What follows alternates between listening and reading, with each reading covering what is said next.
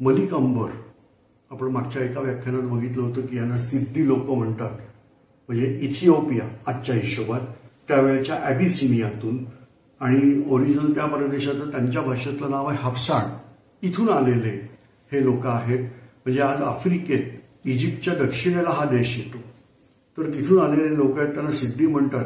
तर त्यांच्यापैकीच एक होता मलिक अंबर. हा अत्यंत कर्तृत्ववान होता.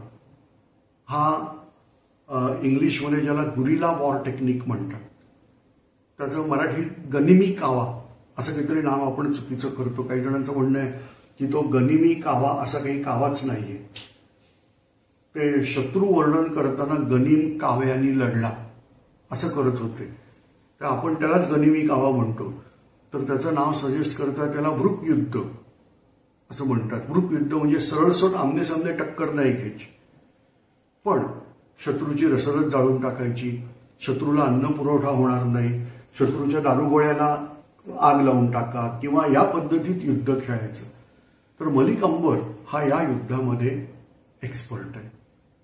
मलिक अंबर हा प्रदीर्घ काळ त्यांनी युद्धच केली, प्रदीर्घ काळ तो युद्धात आहे, पण मोगलांच्या तडाख्यातून निजामशाही वाचवायचं काम हे मलिक अंबरनी मोठ्या प्रमाणात केलं.